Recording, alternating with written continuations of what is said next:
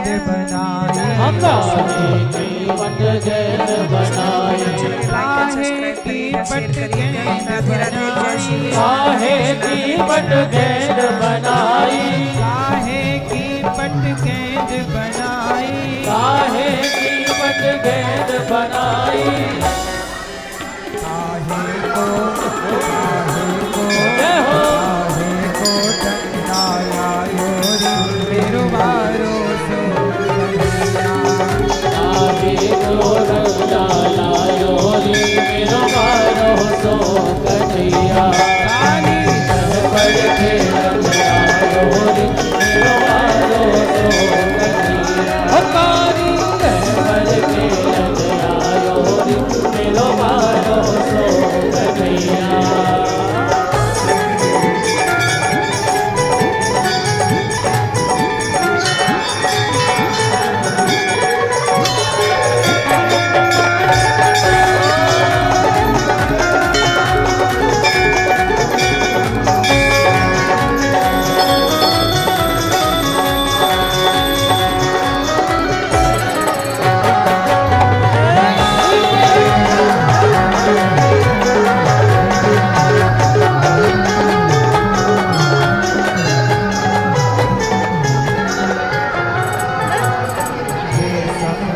पट गेंद बनाई, सबकी पट गेंद बनाई, सबकी पट गेंद बनाई, सबकी पट गेंद बनाई, रेशम की पट गेंद बनाई, रेशम की पट गेंद बनाई, रेशम की पट गेंद बनाई, रेशम की पट गेंद बनाई,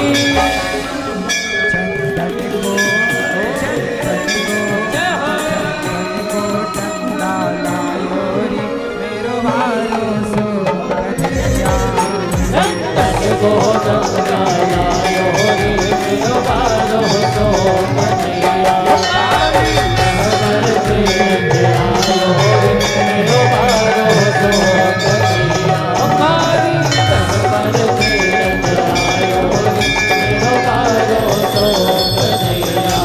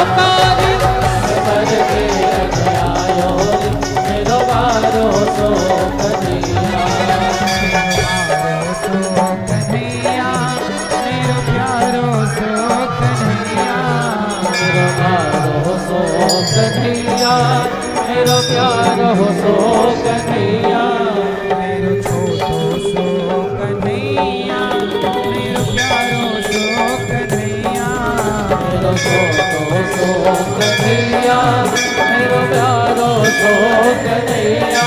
काली हो काली हो काली डहबर खेलन आयो रे मेरो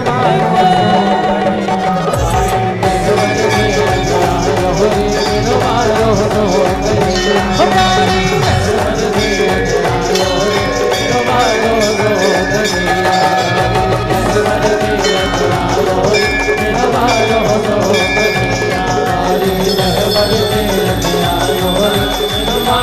कन्हैया प्यारो सो कन्हैया ओ मेरो प्यारो सो कन्हैया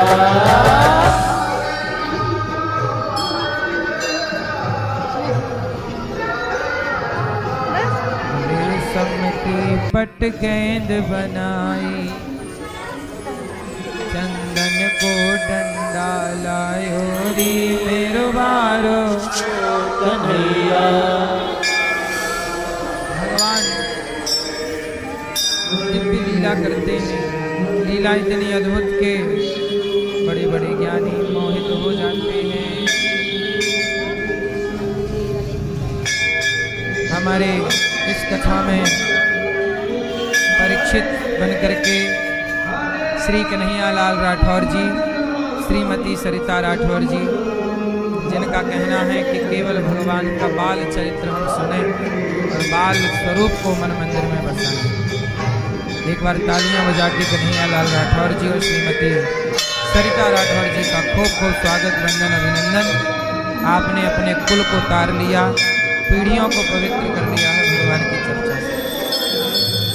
आपके भाई गंगाधर राठौर जी, आराध्या राठौर जी, स्वप्निल राठौर जी, श्रीमती सविता राठौर जी, डालेश्वर राठौर जी और पिता आपके स्वर्गीय रामकृष्ण राठौर जी, माता स्वर्गीय सुमित्राबाई राठौर जी, खरसिया रायगढ़ छत्तीसगढ़ से आप सब।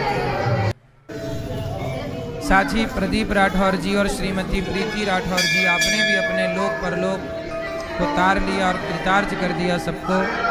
एक बार तालियां बजा के परिवार के लिए तालियां बजा के स्वागत करें प्रदीप जी और श्रीमती प्रीति जी का। आपने अपने लोक परलोक को सवार लिया है। आप प्रिंस राठौर जी, बेटा आपके पीयूष राठौर जी, दिलीप राठौर जी, विमला राठौर जी, राजेंद्र राठौर जी, भगवती राठौर जी और देवेंद्र राठौर जी, वेदमती राठौर जी, स्वागत है आप सबका। स्वर्गीय बिहारी लाल राठौर जी, स्वर्गीय फूलबाई राठौर जी, दीपिका पूर्वा छत्तीसगढ़ से आप आए हैं और दोनों परिवार अपने लोक परलोक को सार्थक कर रहे हैं भगवान की चर्चा से। इनका विशेष आग्रह था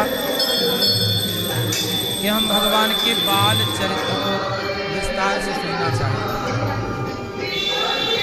इसलिए आपको एक एक चर्चा, एक एक भगवान का बाल चरित्र आपको विस्तार से कहने का हमें भी मौका मिल रहा है और आपको सुनने का। आए हुए सभी भक्तों को जय श्रीमन नारायण, जय श्री कृष्णा, राधे राधे, जय गौरी गोपाल। कैसे हैं आप लोग? आप सबको नए वर्ष की फिर से शुभकामनाएं।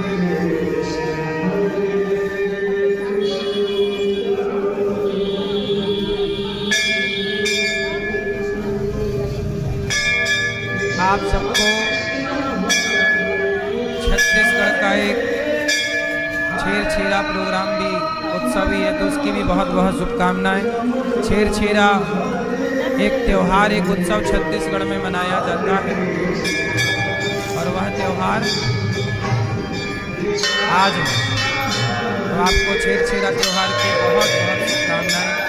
छत्तीसगढ़ में धान होती है तो एक दूसरे से धान लेकर और धान देकर के ये त्यौहार मनाया जाता है और बहुत भाव से वहाँ के लोग इस त्यौहार को मनाते हैं। तो सभी भक्तों को इस त्यौहार की, छेरछेरा त्यौहार की बहुत बहुत शुभकामनाएं। आप सबके जीवन में खुशियाँ भरी रहें, भाव और प्रेम भरा रहे। छत्तीसगढ़ में एक से बढ़कर एक संत भी हुए हैं, एक से बढ़कर एक भक्त भी हुए हैं। छत्तीसगढ़ भक्त और भगवान दोनों की भूमि रही है। भगवान राम जब वनवास गए तो छत्तीसगढ़ होते हुए ही राम जी वहाँ गए थे। आज भी राम जी के वहाँ स्थान है। छत्तीसगढ़ के रास्ते ही राम जी आगे पंचवटी की ओर गए थे, है ना।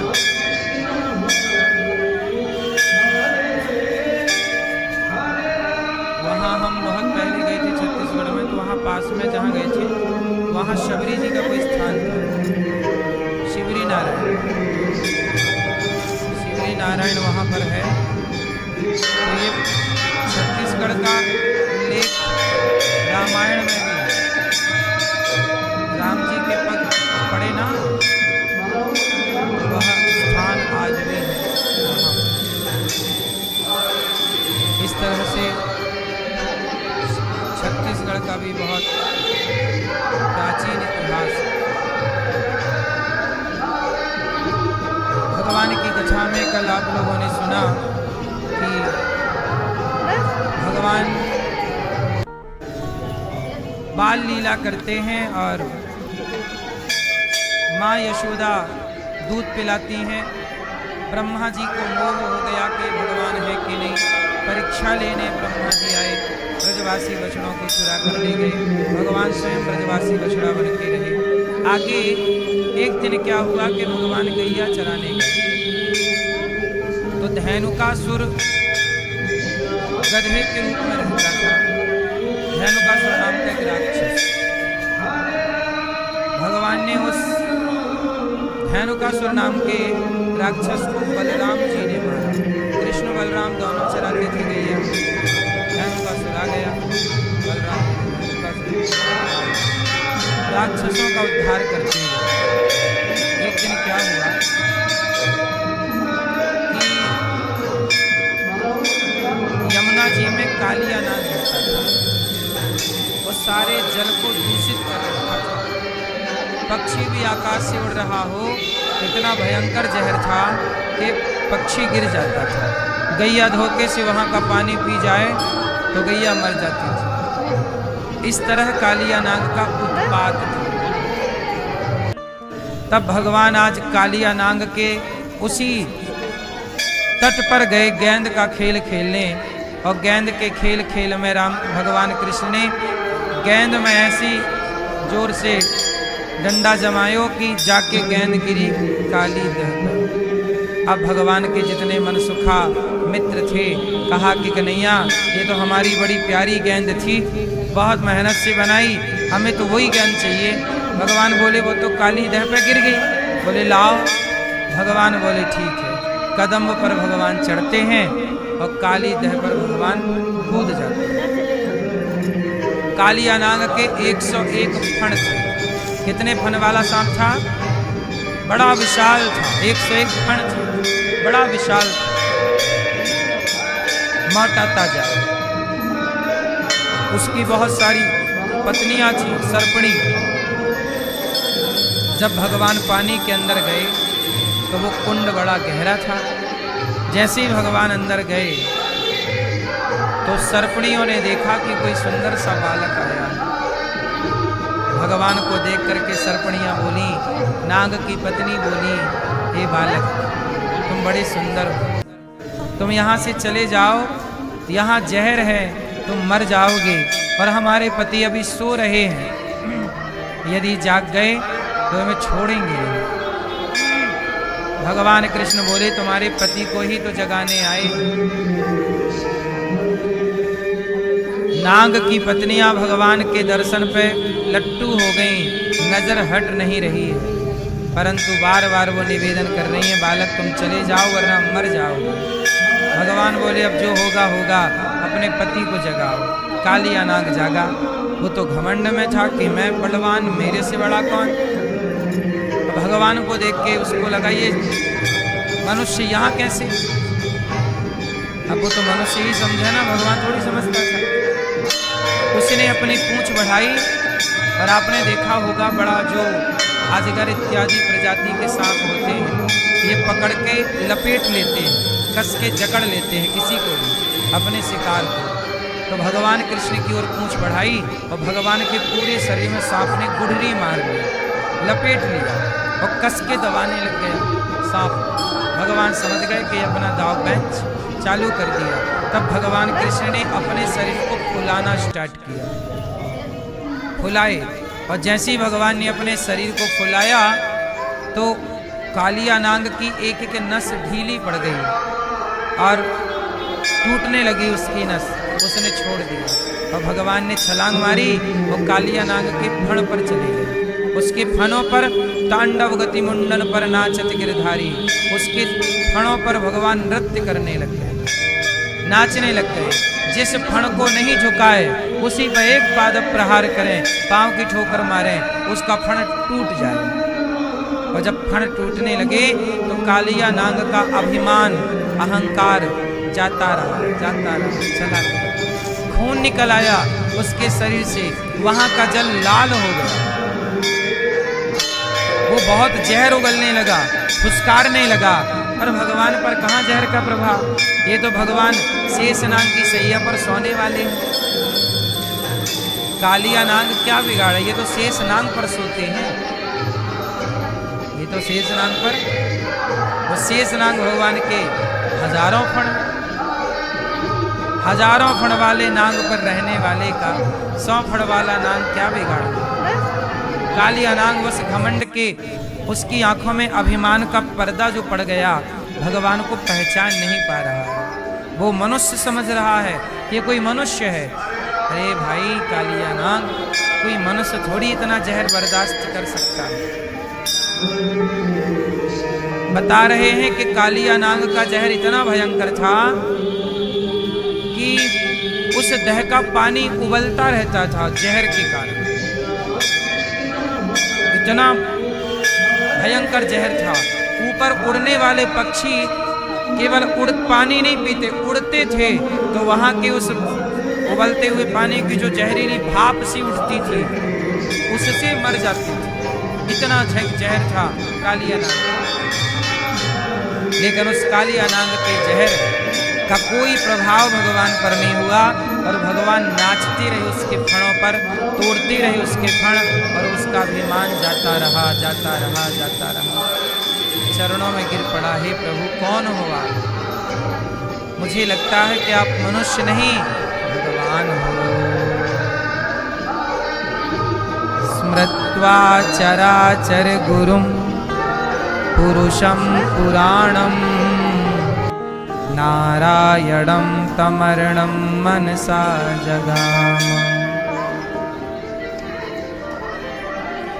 रक्तं मुखैरुरुवमन्रप भग्न गात्र, मुख से खून गिरने लगा सांप। तब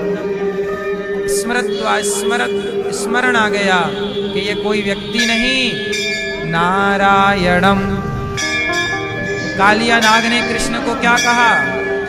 नारायणम तमर्णम मनसा जगाम। हे प्रभु आप नारायण हैं प्रभु, बताइए कि आपका इस रूप का नाम क्या है? तब भगवान ने कहा मैं नारायण हूँ, मैंने पहचान लिया, मेरा इस रूप का नाम है कृष्ण।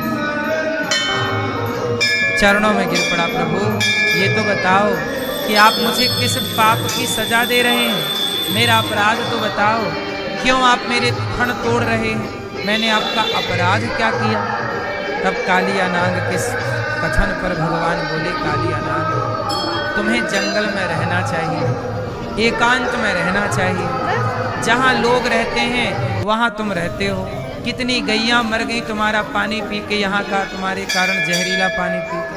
कितने पशु पक्षी, कितने लोग मर गए। तुम्हें यहाँ नहीं रहना चाहिए। तुमने जल पर कब्जा कर लिया है, ऐसा सोच लिया है कि जल तुम्हारे बाप का, इसलिए मुझे आना पड़ा। कालिया नाग बोले कि प्रभु मैं कहाँ जाऊं? यदि मैं ऊपर रहूंगा तो गरुण जी मुझे मार के खा जाएंगे। एक्चुअली ये कालिया नाग जो है, गरुण जी और नाग ये एक बाप की ही संतान है, इनकी माँ अलग है। कद्रु और विनीता, कद्रु और विनीता ये इनकी माताएं। एक की माँ सांपों की माँ, एक गरुण जी की। किसी कारणवश दोनों भाइयों में लड़ाई हो गई और दोनों में से गरुण जी पड़ गए भारी, तो सांप भागे, तो बाकी सांपों को तो गरुण जी खा गए, पर कालिया नाग प्राण बचाते यहाँ यमुना जी में काली दह पे आके बैठ गया। प्रभु तब से मैं सुरक्षित हूँ, लेकिन आप तो मेरे फण तोड़े डाल रहे हैं, क्या अपराध है मेरा? भगवान बोले तुमने जल को दूषित किया, यही अपराध है, तुम्हें यहाँ नहीं रहना चाहिए। तो ये बताओ, कालिया नाग बोले कि प्रभु ये बताओ, मेरे मुख में जहर किसने भरा? भगवान बोले हमने भरा। कालिया नाग के अंदर, मतलब नागों के भीतर जहर भरने वाले कौन है? भगवान है।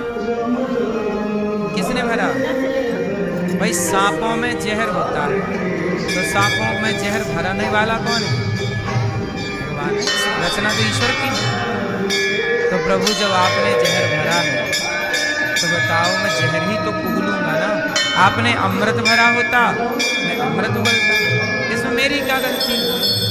भगवान बोले अच्छा एक काम करो, अब तुम यहाँ से रमण द्वीप चले जाओ, मेरे चरण चिन्ह तुम्हारे मस्तक पर अंकित हो गए हैं, अब गरुण जी तुम्हारा स्पर्श नहीं करेंगे। जाओ।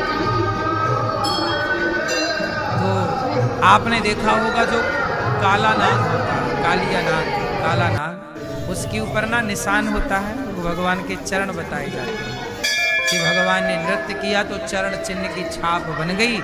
इसके बाद गरुण जी ने उन सांपों को फिर परेशान नहीं किया।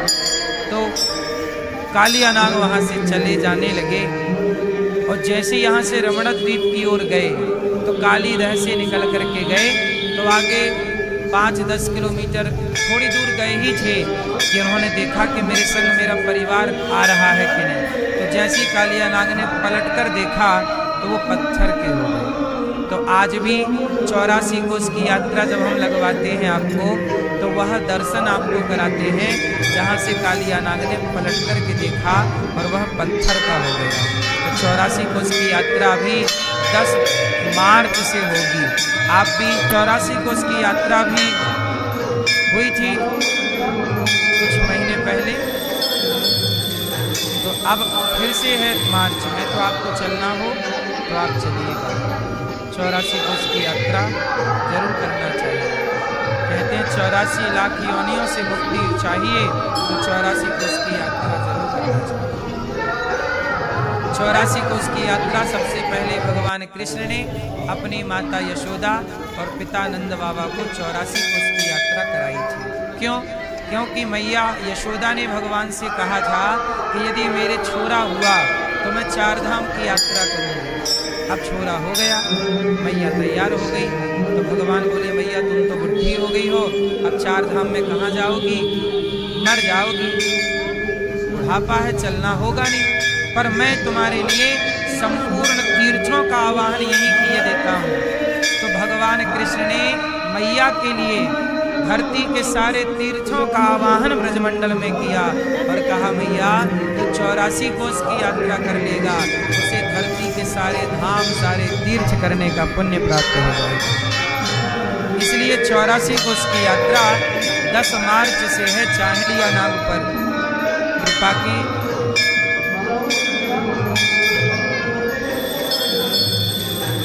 एक बार प्रलंबासुर आ गया भगवान कृष्ण के मित्र के रूप में, मित्र का एक रूप बना लिया माया से और खेलने लगा।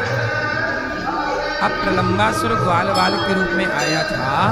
भगवान समझ तो गए और एक शर्त हुई उस खेल में कि खेल खेल में जो हारेगा वह जीतने वाले को पीठ पर बिठा करके घुमाएगा।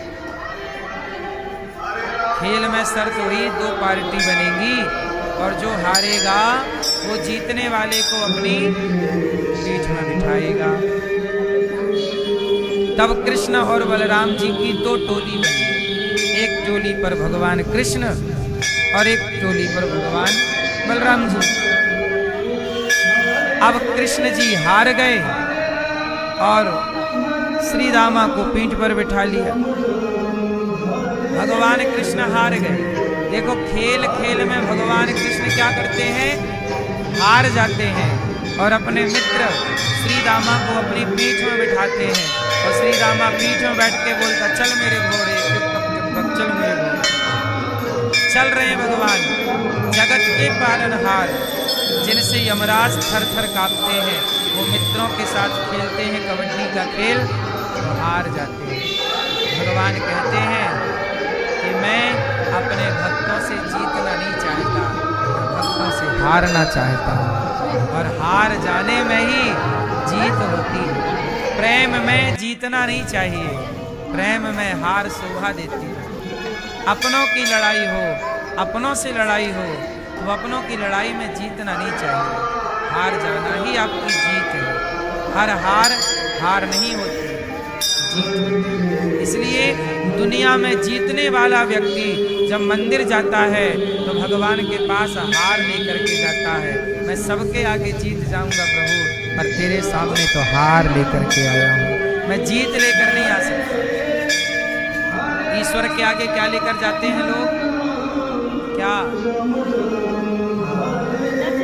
हार लेकर। ईश्वर के आगे हारना है, वहां थोड़ी जीत है। मैं हार गया,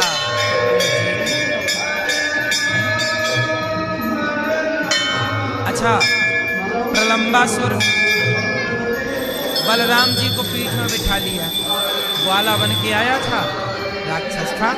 बलराम जी उसकी पीठ में बैठे तो वो राक्षस ना बलराम जी को घोर जंगल में ले गया। तब बलराम जी ने रोका कि भाई कहाँ ले जा रहा है?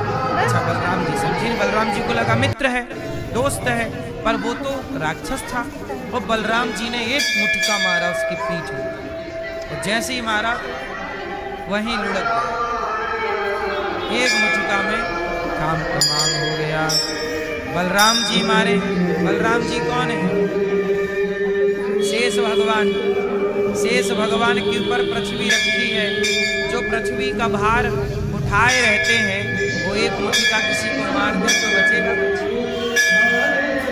कितना बलवान का मुटका होगा? एक नहीं, मुटका एक महाकपि हनी, एक मुटका मारा बलराम जी ने। ये भगवान का बाल चरित्र। कबड्डी खेल रहे हैं भगवान। एक दिन तो कमाल कर दिया, यमुना जी के किनारे भगवान नंद चाहे पानी में डूबे फिर आके बालू में लौटने लग जाए। सारे ग्वाला, छोटे छोटे बच्चे, आज भी गांव में छोटे छोटे बच्चे नदी तालाब में नंगे नहाते हैं। छोटे छोटे बच्चे, हाँ या ना? नदी तालाब में नहाते रहते हैं। घर से जाते हैं खेलने के लिए, वहाँ सारे कपड़े उतारे, नहाए, फिर वही कपड़े पहन के आ गए। होशियार होते हैं बच्चे, कपड़े पहन के नहाएंगे तो माँ बोलेगी नहा के आया, तो माँ को पता न लगे कि नहा के आए, इसलिए नंगे होके नहाते हैं। हाँ या ना? अब भगवान भी यमुना के किनारे बिल्कुल नंग धड़ंग नहा रहे। यमुना जी में जाएं, मौसम गर्मी का था हल्का सा, तो यमुना जी में नहाएं और बाहर आके बालू में लौट जाएं। पहले ना जिंदगी मस्त थी, पहले के लोग नहाते थे काहे में, नदियों में, एक एक घंटे लोग पानी में तैरते थे। आज के ज़माने में 5 मिनट के अंदर लोग नहा के बाहर आ जाते। अच्छा, पानी नदी में नहाना और घर में टोटी वाले पानी बाल्टी से शावर से नहाना, क्या सही है? क्या सही है? नदी तालाब में नहाना अच्छा है। क्यों? क्यों? साइंटिफिक कारण बताइए, वैज्ञानिक कारण। जब आप पानी में डूबे रहते हैं गर्दन तक, तो आपके रोम रोम से पसीना निकलता है कि नहीं? जिस रोम छिद्र से पसीना निकलता है, तैरना, तैरना समझते हैं? गाँव में कहते हैं लूढ़ना, जानते हैं? क्या बोलते हैं आप क्या तैरने? हैं? उबलना है? डुबकी अलग होती है। डुबकी तो ऐसे हम लोग तालाब में जब खेलते थे तो डुबकी मार मान के अंदर अंदर हम लोग आगे निकलते थे, यहाँ डुबकी मारी, पानी के अंदर अंदर वहां निकले, पकड़म पाई खेलते थे। तो डुबकी मारना तो ये हुआ कि पानी में अंदर हो गए, फिर नीचे नीचे जा रहे हैं पानी के अंदर, उसे डुबकी, बाकी तैरना ही बोलते हैं। क्या बोलते हैं? ठीक, सुनो, तैरना आता है कि नहीं आप लोगों को? किस किस को तैरना आता है? अब हाथ नीचे करो। किस किस को तैरना नहीं आता? नहीं आता? तैरना जरूर सीखना चाहिए। तैरना, अभी पंजाब में बाढ़ आई थी, लोग घर में सो रहे थे, वो बाढ़ आ गई, घर के अंदर पानी भर गया। जिनको तैरना आता था वो तो चलो किनारे जैसे तैसे लग गए, पर तैरना नहीं आया तो बेमौत मारे गए कि आया ना। पानी में डूबने से किसी की मृत्यु नहीं होती, मृत्यु इसलिए होती है कि समय रहते आपने तैरना नहीं सीखा। यदि इतनी सारी डिग्रियां रखना आपकी कला थी तो तैरना भी तो आपकी कला है, तैरना भी तो आपकी योग्यता है। तैरना सबको आना चाहिए।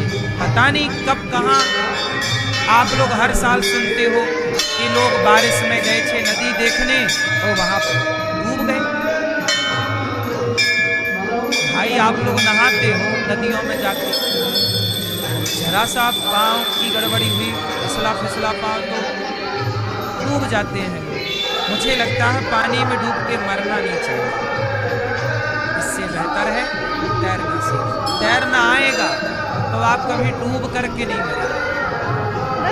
तैरने वाला इतने जल्दी तो हार नहीं मानेगा ना कि डूबे और मर जाए। भाई पूरा प्रयास करेगा बचने का, किनारे लगने का। समुद्र के बीच में ही कोई पानी में गिर जाए और तैरते तैरते थक जाए, फिर भी वो प्रयास करता रहेगा। मुझे लगता